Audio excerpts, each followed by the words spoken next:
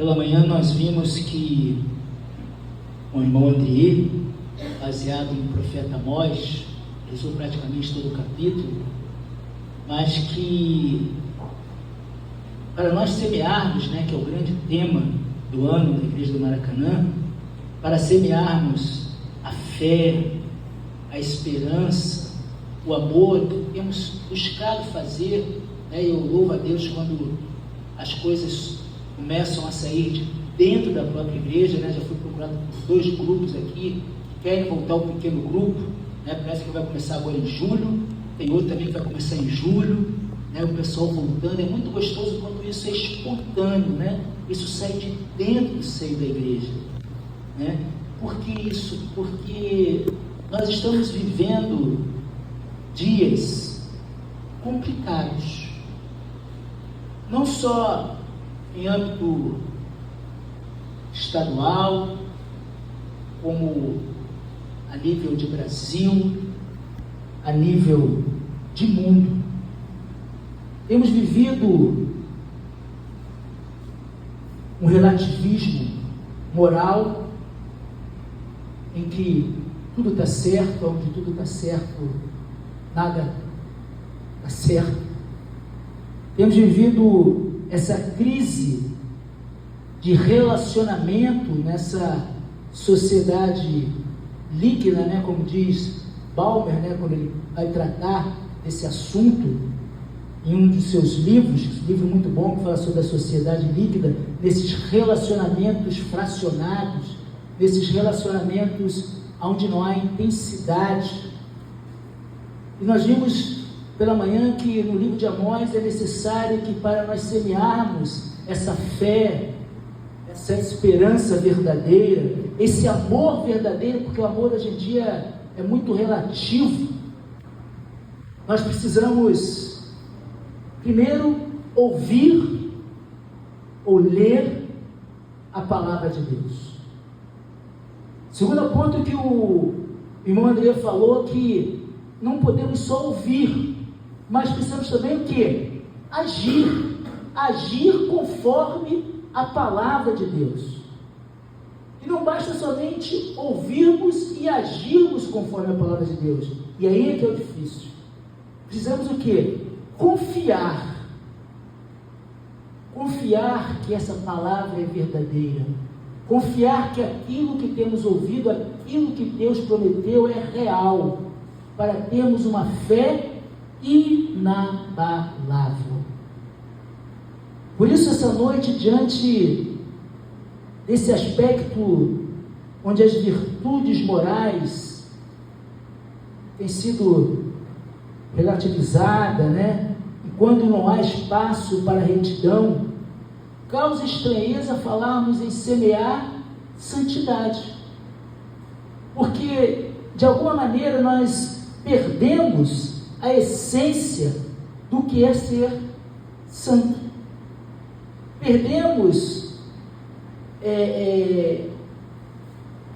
Estamos paulatinamente, sem percebermos, nos amoldando a esse mundo que é cruel, que jaz no maligno. Não sei o quem disse é o próprio Jesus, que o mundo jaz no maligno. Jesus fala muito claramente que o diabo, o inimigo, o adversário, ele vem o quê? Para matar, roubar e destruir. Ele tem feito isso com as nossas famílias, tem feito isso com a nossa sociedade, tem feito isso conosco, tem matado os nossos sonhos, as nossas alegrias, destruído as nossas esperanças, roubado o nosso amor, a nossa fé. Estamos vivendo numa crise. Vivemos numa sociedade hoje, uma sociedade não cristã, e em alguns momentos até anticristã, repleta de pressões, tentações, que querem nos colocar dentro de uma caixa, de uma forma. Devemos viver de acordo com a visão desse mundo. E muitos de nós, de dentro da igreja, muitos de nós temos desistido. Muitos de nós temos nos amoldado. Muitos de nós temos cedido diante dessa pressão que o mundo tem colocado sobre nós, diante dessa imposição, pois nós não queremos ser diferentes, porque ser santo é ser separado, esse é algo diferente para Deus. Nós queremos estar bem, né, dentro da nossa comunidade, né? Quem trabalha com adolescente sabe disso. O adolescente, ele precisa se sentir inserido, né? E existe um termo que a gente usa, né? Dentro de uma tribo. Ele tem que ter esse sentimento de pertencimento. E às vezes nós, adultos já, que deveríamos ser maduros, e Paulo vai advertir, né? Eu queria dar para vocês comida sólida, mas tem que dar leite ainda. Nós também estamos indo aí nesse caminho, queremos nos amoldar, queremos servir a dois senhores, e tem sido muito difícil, porque vivemos repleto de pressões, em conformidade com valores desse mundo. Mas em lugar de desistir, essa é a reflexão dessa noite, nós devemos ser santos. Devemos, meus amados irmãos, buscar cada vez mais a sermos destaque, luzeiro, sal, diante de uma multidão. Mas para isso, é necessário que dentro de nós esteja fluindo, brotando essa semente do amor, a semente da humildade. E essas sementes, elas são evidenciadas quando nós temos um forte compromisso com o caráter de Cristo. Não existe nada novo debaixo do sol. Acho que foi isso que o André falou esta manhã, né? Não existe nada novo debaixo do sol. Vivemos um momento em que as pessoas acham que nunca antes na história do mundo aconteceu o que nós estamos vendo hoje. Pastor, o Apocalipse está chegando, já se levantou o anticristo. Falta de conhecimento. E a carta de hoje que nós vamos conversar, e vai ser uma carta que nós vamos estar estudando, já conversei com o pastor Carlos, já mandei para o André, já mandei para o Lucas, faltam 2 capítulos só das doutrinas bíblicas, vamos estar estudando as 2 cartas de Pedro, e o pastor Carlos ainda falou assim, muito propício, um tema muito atual para os dias de hoje. Eu vou ler o texto e depois explicar o contexto para entendermos. O texto base, né, vai ser do capítulo 1, do 13 até o 25, mas é interessante lermos um pouquinho antes para entendermos o que aquela comunidade de fé estava vivendo. Essa carta ela é escrita entre 62 e 64 depois de Cristo. Eu sou do grupo, né, porque existem 2 teorias. Existe a teoria que essa carta foi escrita depois do incêndio, em 64, de Roma, por Nero, e há um grupo ao qual eu faço parte que creio que esta carta específica, a primeira carta, ela foi escrita anterior ao incêndio, até pelas evidências internas, né? Aí quem quiser saber o que é isso, frequente a escola bíblica dominical do André, e você vai aprender que são evidências internas que a Bíblia ensina. Depois da sua saudação, a partir do verso 3, eu vou ler na NAA, ali está Almeida 21, mas eu vou estar lendo na NAA, Nova Almeida atualizada, que diz assim, muito semelhante: bendito seja Deus e Pai do nosso Senhor Jesus Cristo, que segundo a sua grande misericórdia, nos regenerou para uma viva esperança, mediante a ressurreição de Jesus Cristo dentre os mortos, para uma herança que não pode ser destruída, que não fica manchada, que não murcha, e que está reservada no céu para vocês, que são guardados pelo poder de Deus, mediante a fé, para a salvação preparada para ser revelada no último dia. Por isso, preparando o seu entendimento, sejam sóbrios. Estou vendo 13 agora. Sejam sóbrios.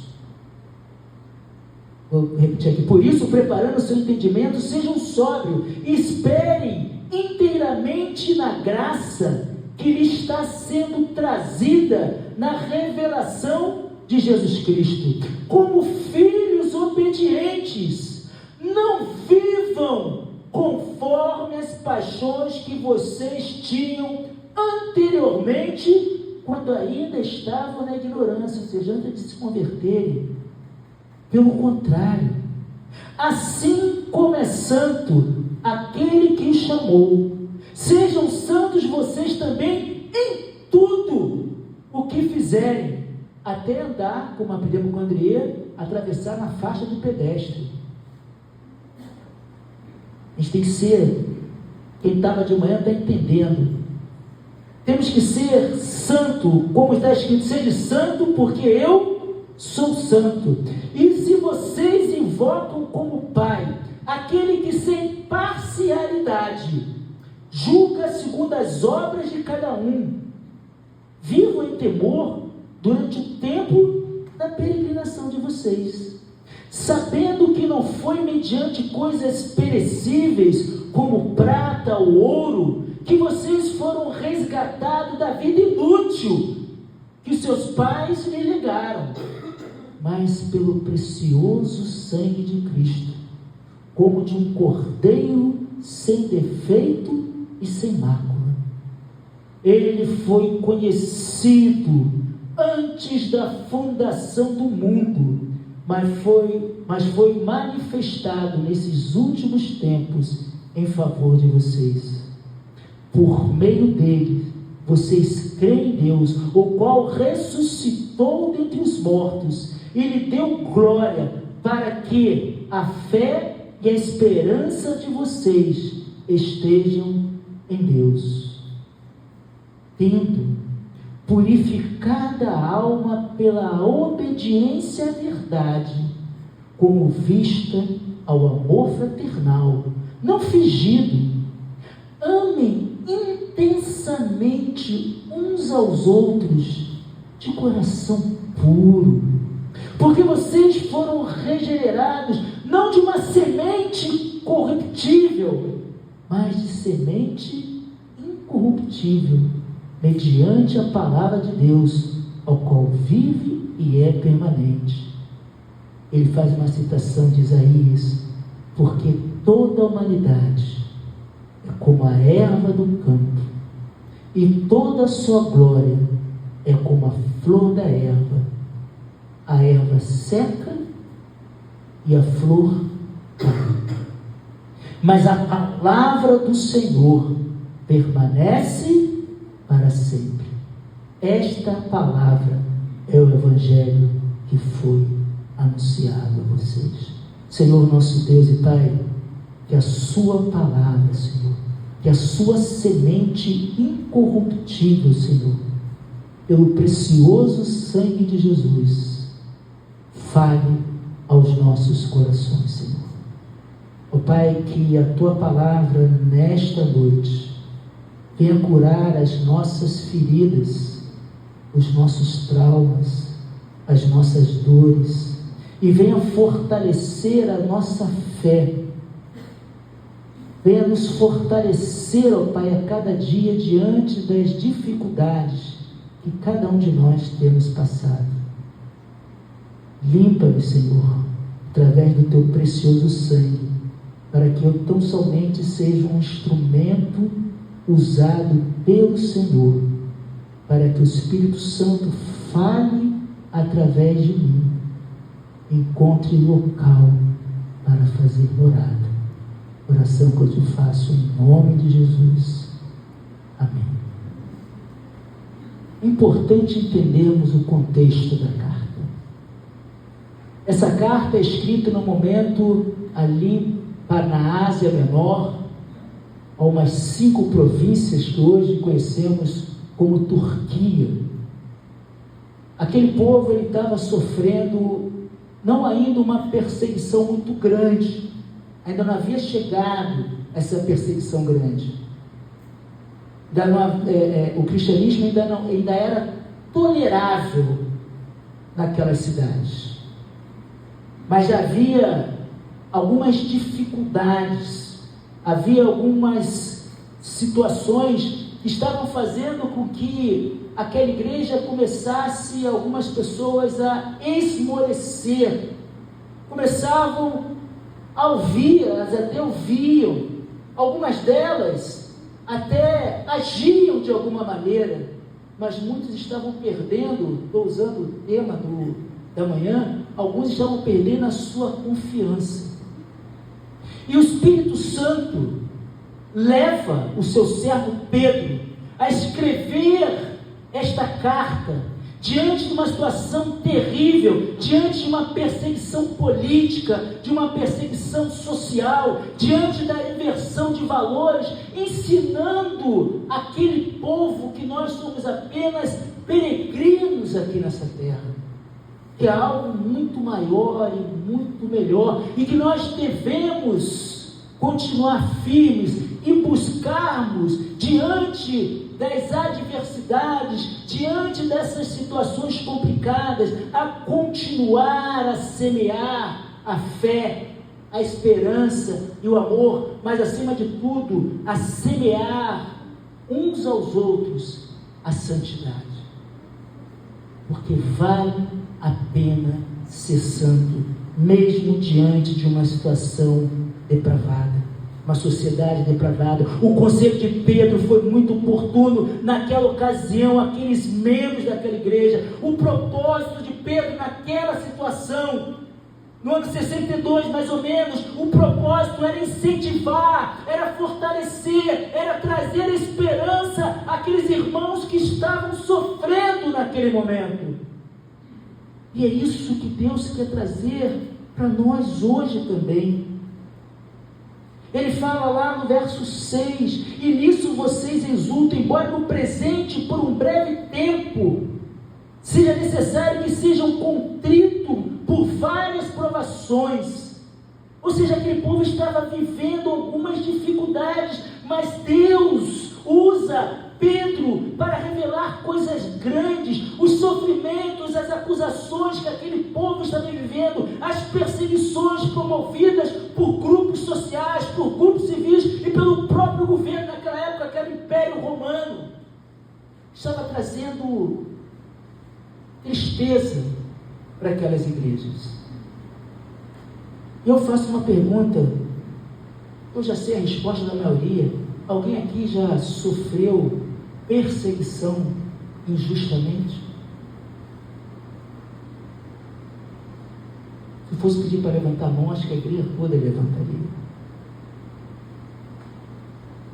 E isso que está acontecendo aqui dentro desse contexto. Pedro está demonstrando, Deus está usando Pedro para demonstrar e orientar aquele grupo daquelas igrejas ali na Ásia, que permanecessem firmes na fé, a tomarem o Senhor Jesus Cristo como modelo.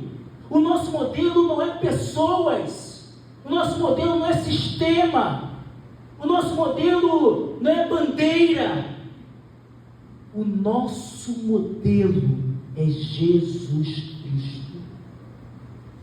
A Ele toda a honra, toda a glória, todo louvor. O nosso modelo é a fidelidade de Deus, a fidelidade do Pai, mesmo em meio aos sofrimentos injustos que eu e você passamos.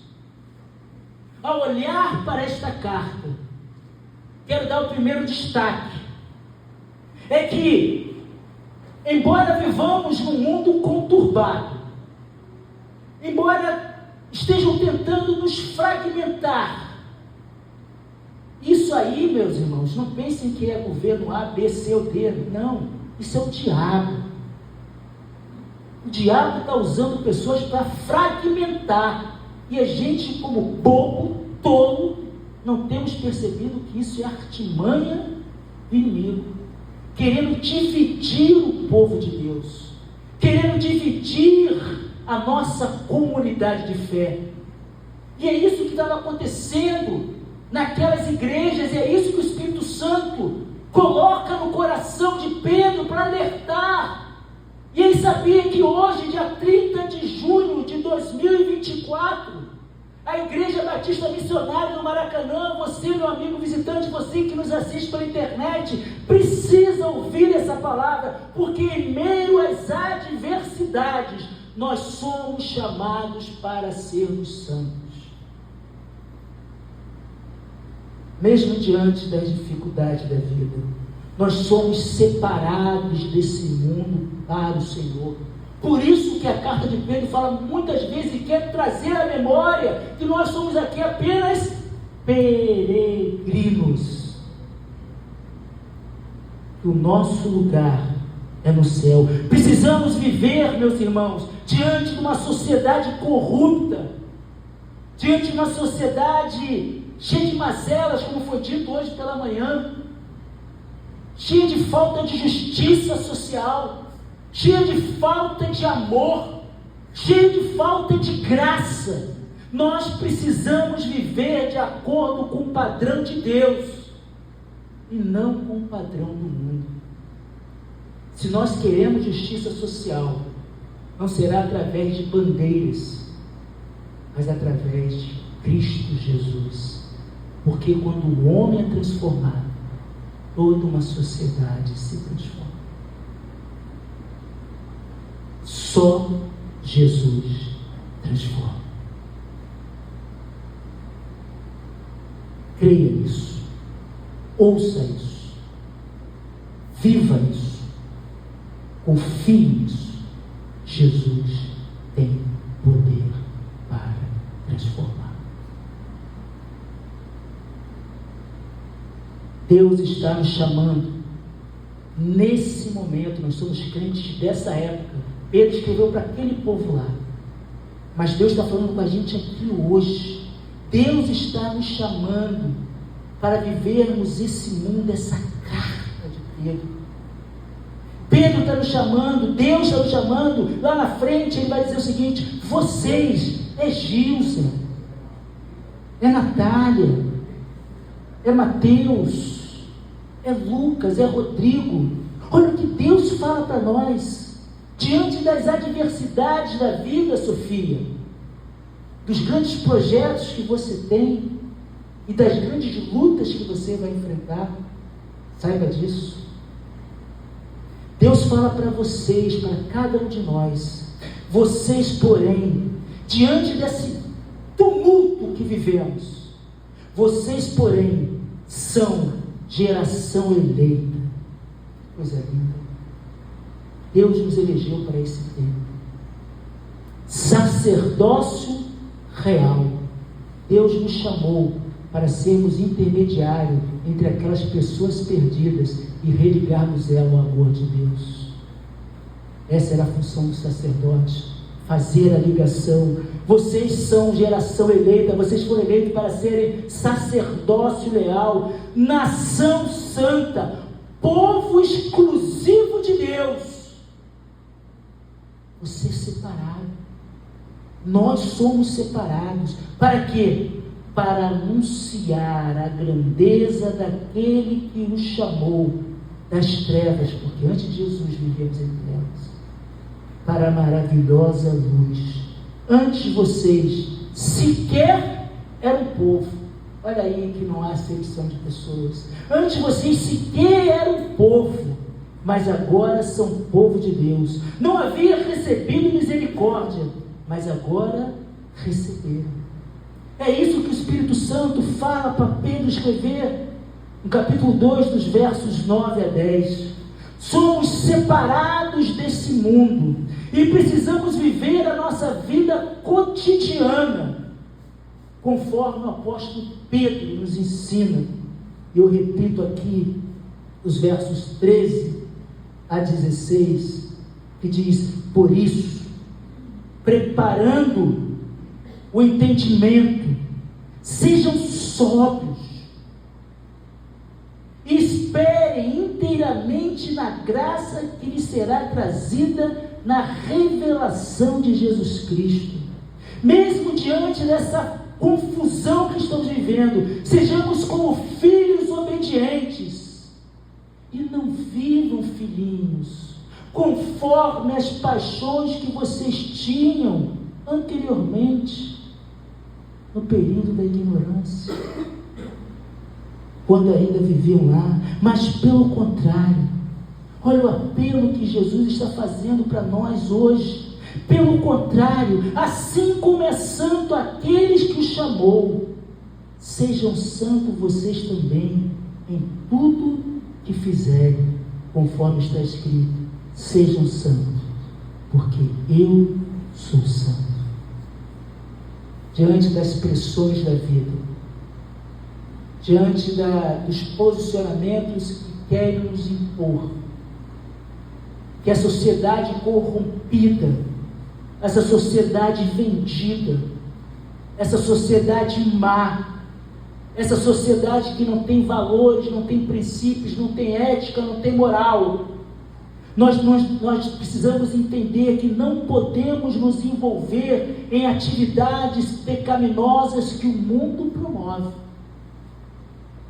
É para isso que você foi chamado. É para isso que nós fomos chamados. Pelo contrário, devemos ser transformados e transformar pessoas pela renovação das mentes, para que eles sejam capazes de experimentar, como diz Paulo lá em Romanos, a boa, agradável, perfeita vontade de Deus. E eu sei que é difícil, meus irmãos, viver uma vida separada, viver uma vida santa é muito difícil. Já era difícil, é difícil hoje, tal qual era naquela época. Se hoje está ruim, vocês não têm ideia como era naquela época. Naquela época você era crucificado no meio da rua. Aqui pelo menos são poucos lugares que isso acontece, mas lá para o Oriente, as igrejas perseguidas, aqui isso ainda não acontece. É difícil, eu sei disso, mas a santidade é possível. É difícil, mas é possível, quando somos revestidos de um novo, quando somos revestidos da presença do Espírito Santo, como vivemos uma vida como nova criatura que o Deus ordenou. Santidade, queridos irmãos, nem algo natural, não é como aquele homem que ficava atrás de Paulo, que queria comprar o Espírito Santo. Santidade não se compra. Santidade se vive através de relacionamento, através da leitura da palavra. Deus requer de nós que cultivemos um estilo de vida santo, separado. Muitos não conseguem entender isso. Muitos não conseguem entender como isso é importante. A santificação decorre da ação libertadora de Deus, da transformação de Deus em nós. É algo divino, é algo sobrenatural, é algo que só conseguimos viver com Deus.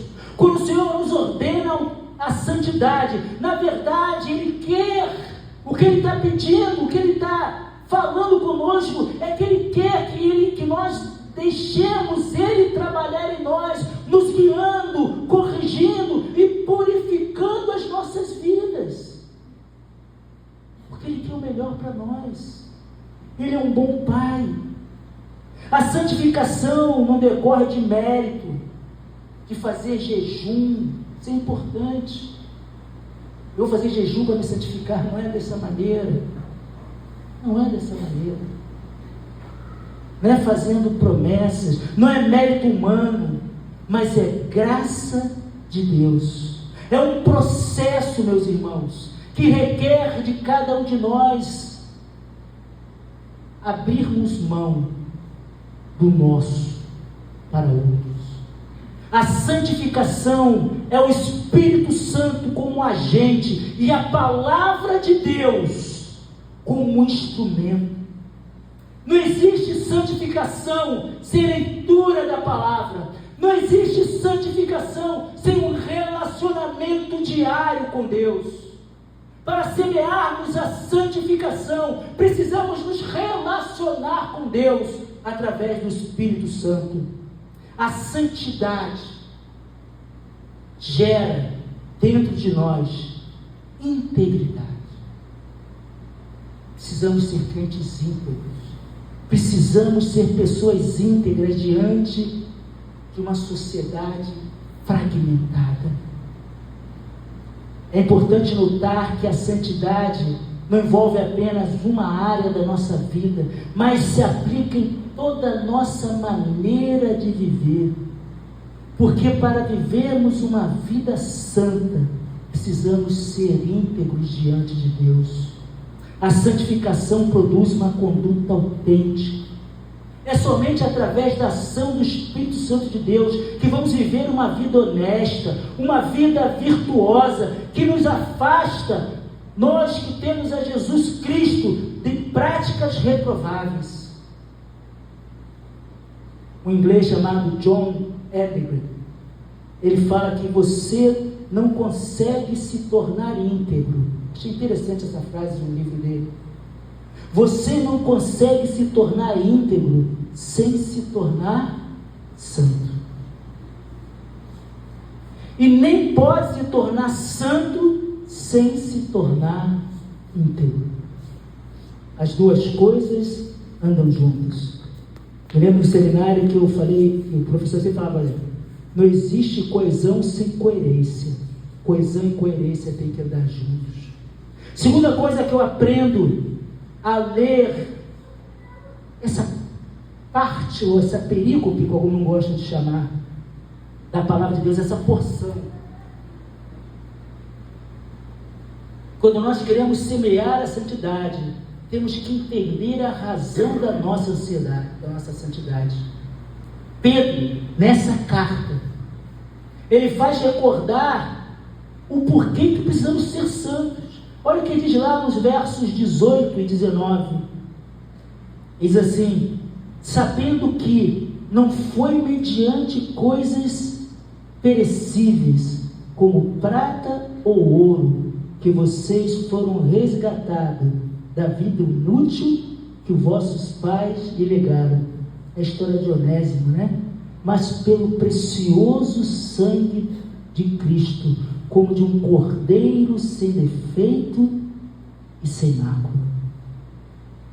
Que maravilha, meus irmãos, podemos saber, entender e viver que nós não fomos comprados por ouro, por prata, não por coisas perecíveis e passageiras, mas nós fomos resgatados pelo precioso sangue de Jesus. Me lembro na minha atividade profissional, secular, que não bastava uma confissão de um crime. Nós temos que buscar as provas técnicas, e o advogado vai entender por que isso. Existe uma frase que diz o seguinte: a testemunha é a prostituta das provas. Por que isso? Porque você fala uma coisa aqui e de repente você leva uma vantagem ali, e aquilo que você diz já não é dito. Eu estou vendo isso no Brasil hoje. Eu não disse isso. Por isso que existe essa frase, pelo menos no direito penal, não sei nos outros direitos como é, que a testemunha é a prostituta das provas, ela se vende. E é exatamente isso que Pedro está falando aqui. Olha, vocês não foram comprados de uma maneira qualquer, não foi por através de prata, ouro, coisas corruptíveis, coisas que se vendem, mas vocês foram resgatados pelo precioso sangue de Jesus. É essa a razão de você ser santo, porque você foi resgatado pelo sangue do Cordeiro, sem mácula, sem pecado, que se doou, que se deu quando nós ainda vivemos em treva, vida e abundância, e ele veio anular aquilo que o diabo tem tentado fazer na nossa vida. Enquanto o diabo vem para matar, roubar e destruir, como diz João 10:10, Jesus, através do seu sangue, ele veio para que tenhamos vida, e vida de qualidade, vida de santidade. A Bíblia fala que não fomos comprados por essas coisas que são compradas por dinheiro, mas sim pelo precioso sangue de Jesus. Nós fomos resgatados da nossa má forma de viver, fomos libertos dos nossos pecados, não por coisas corrompidas e corruptas, mas através de Jesus Cristo, que morreu na cruz por nós. Essa é a razão de sermos santos, essa é a razão de resistirmos diante de uma sociedade má e cruel, diante das adversidades da vida.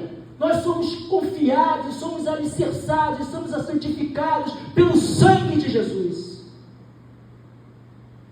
O resgate de Jesus, através de seu sangue, não é fictício, mas é real. A morte de Jesus na cruz não se deu em termos de resgate. Ele nos resgatou da escravidão do pecado, para que venhamos a viver a liberdade plena em Cristo Jesus, mesmo diante da perseguição, mesmo diante da dor, mesmo diante de pessoas que tentam nos pressionar, mesmo diante da doença. Nada nos separará do amor de Deus que está em Cristo Jesus. Por isso, seja forte, mantenha a sua esperança, seja santo, pois nós fomos comprados pelo Cordeiro de Deus. Precisamos, meus irmãos, como igreja de Jesus, manter firme essa esperança dessa nova vida. Precisamos viver essa verdade, que a nossa herança é algo real. E tudo nesse mundo passa, tudo passa, mas a palavra de Deus permanece para sempre. É isso que o Espírito Santo está falando, diante de tanta aflição, diante de tanta dor, diante de tanta dificuldade. Deus está quebrando a nossa imperfeição, nosso egoísmo, nossa maneira vil de viver.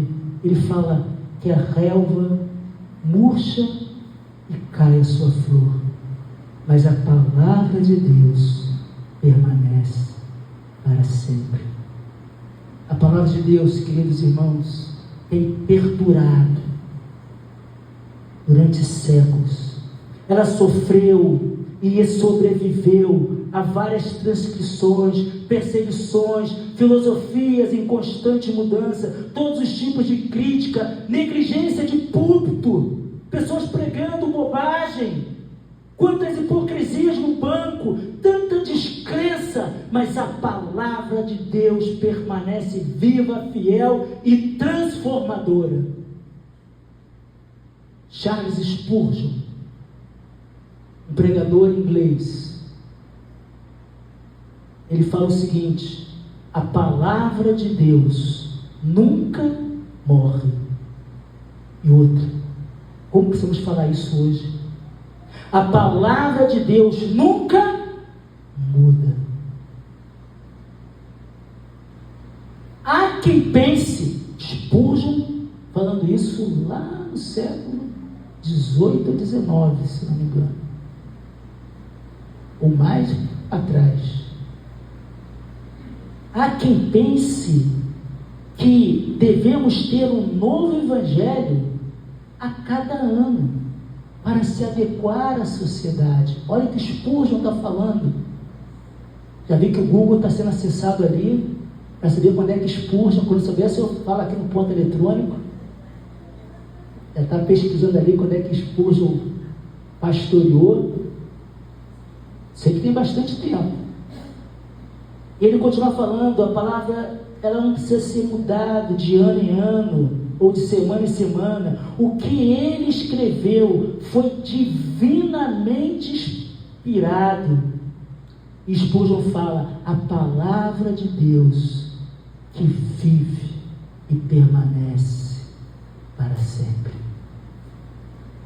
Não precisa ser reescrita, não precisa ser reinterpretada, mas nós precisamos sermos submissos à palavra de Deus.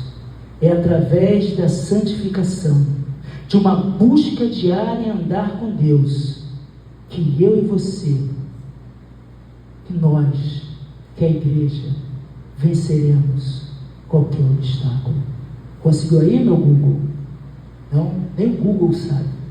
Imagina aí.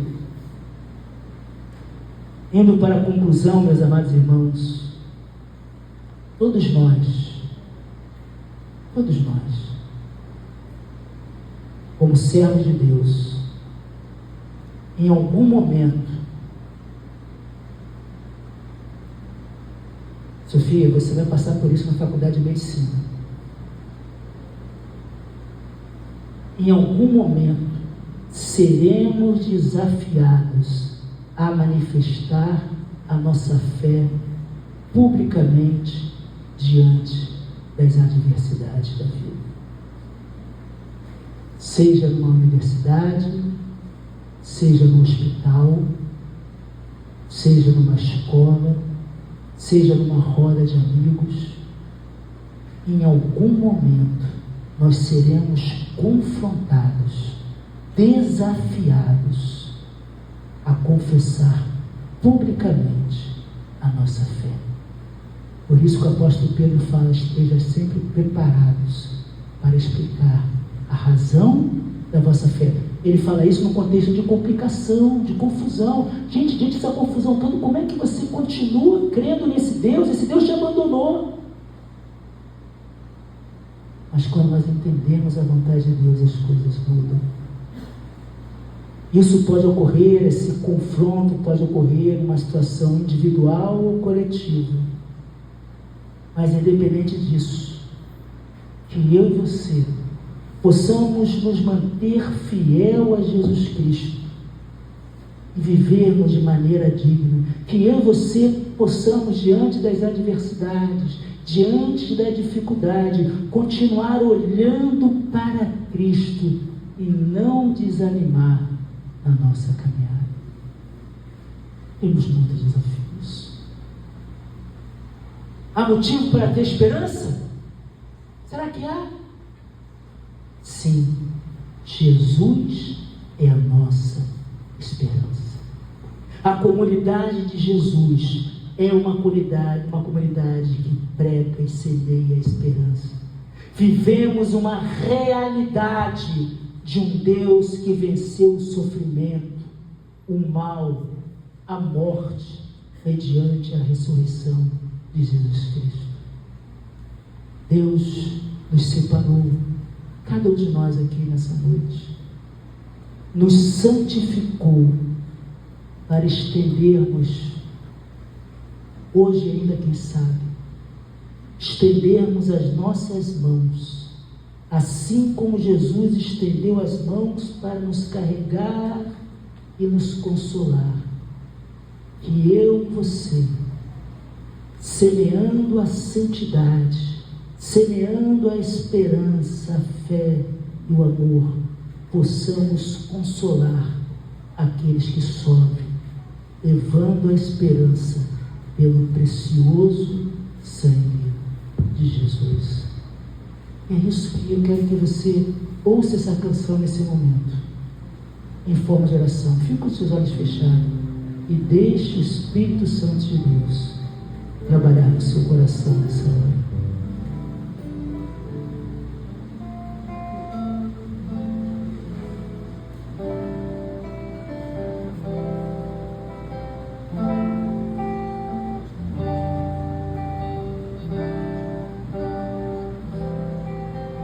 Nós vamos cantar Mateus. Cantar uma canção. Deixa eu trocar esse microfone aqui rapidinho que ele está falhando.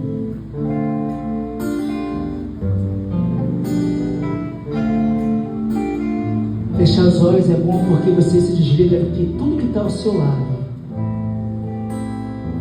Ou então fique seu olho só no monitor. Talvez você, no seu íntimo, esteja fazendo essa canção a sua oração. Diz assim a canção: quantas vezes tenho chorado aos pés do Senhor, e agora prontamente Deus atende o seu amor. Eis que agora um anjo traz as bênçãos pra você, e a vitória você vai receber pelo sangue de Jesus. Tu vais vencer do sangue de Jesus. Tem poder pelo sangue de Jesus. Comece a cantar do sangue de Jesus. Deus vai operar. Deus conhece o teu ser e jamais te esqueceu. Lembra quando aflito estavas, Ele te socorreu. Agora uma vez mais tu sentirás o seu poder, pois lá do céu sobre ti Ele vai descer. Pelo sangue de Jesus tu vais vencer. Aleluia. Pelo sangue de Jesus tens poder. Pelo sangue de Jesus tu vai. Aleluia. Pelo sangue de Jesus Deus vai operar. Vou dizer Deus está olhando agora o teu coração, quer encher tua vida, teu ser de plena unção. Agora todo o mal que te aflige vai sair, pois o poder de Deus está sobre ti. Pelo sangue de Jesus tu vais vencer. Pelo sangue de Jesus tem poder. Pelo sangue de Jesus comece a cantar. Pelo sangue de Jesus Deus vai operar. Enquanto a música está dedilhando, deve você baixasse a sua fronte, fechasse os seus olhos. Esse é o seu momento de intimidade com Deus. Permita-se ser tocado pelo Espírito Santo de Deus nessa hora.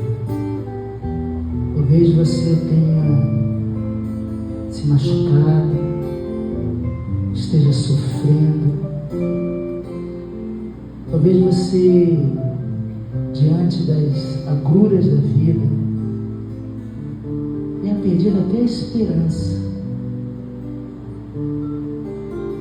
Mas o Espírito Santo está te lembrando que não foi mediante coisas perecíveis como prata e ouro que Deus nos resgatou, mas foi pelo precioso sangue de Jesus. E a vitória que Ele te dá é a vitória, primeiramente, como nós falamos na vigília, é a vitória espiritual, é a vitória da vida eterna em Cristo Jesus. Deus garantiu para nós, quando nós o aceitamos como único, suficiente e exclusivo Salvador, Ele nos garante vida eterna com Ele. Pois todos nós aqui somos como uma erva do campo que murcha, perde sua glória, uma erva que seca e cai. Mas a nossa alma vive e viverá eternamente em Cristo Jesus, para todo aquele que é lavado e remido pelo sangue do Cordeiro. Talvez você esteja passando alguma dificuldade, seja dela a ordem física, de uma doença, de ordem emocional, uma traição, uma dor. Te convido nessa noite a entregar tudo isso a Jesus e saber que o sangue dele tem poder para purificar.